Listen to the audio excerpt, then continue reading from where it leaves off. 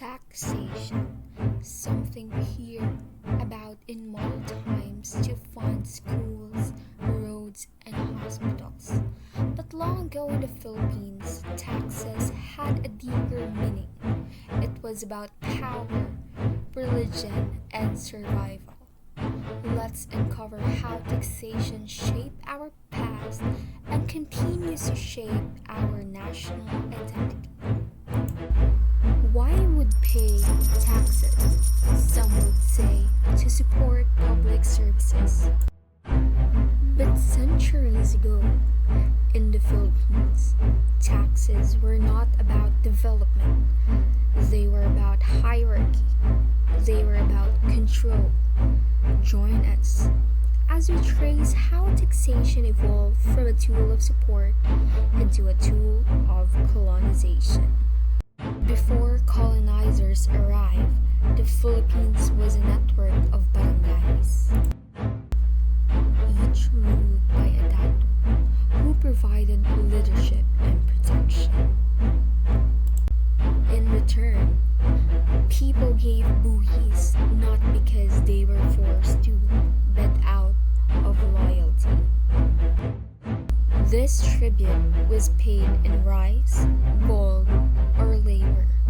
There was no money, no receipts, just community and trust.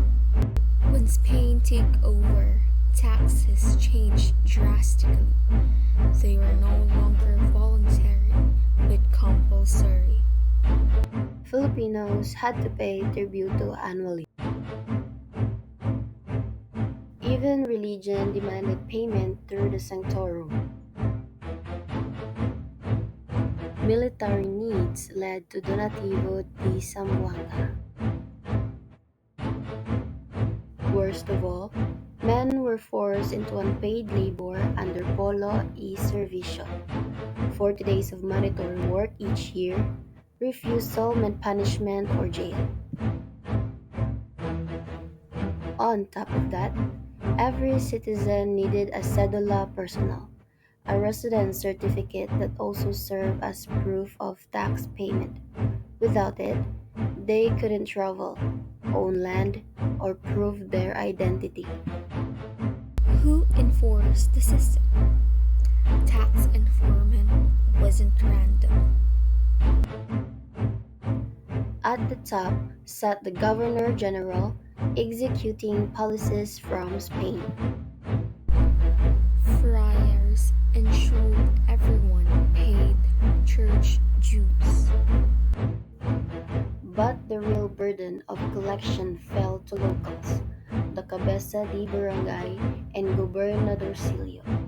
These Filipino elites were caught in the middle collecting taxes from their neighbors and sometimes enriching themselves in the process. As the tax burden worsened, so did public anger.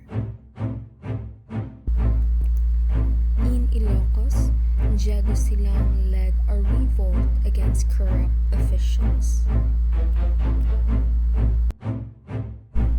In Bohol, Francisco de Gojoy's rebellion lasted 85 years. And Andres Bonifacio, he saw taxation not just as a burden, but a symbol of colonial abuse that had to be overthrown.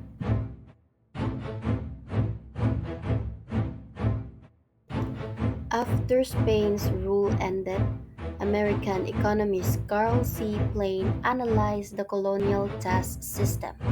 His 1901 report exposed it as inequitable and burdensome.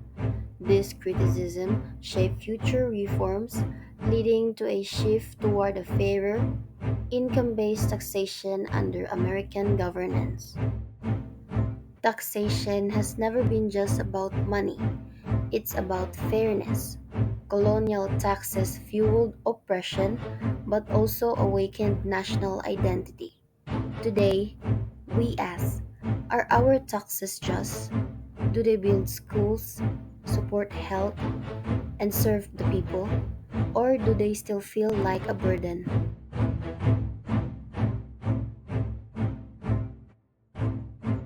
The Malolos Constitution of 1899 declared taxation should be equitable and just.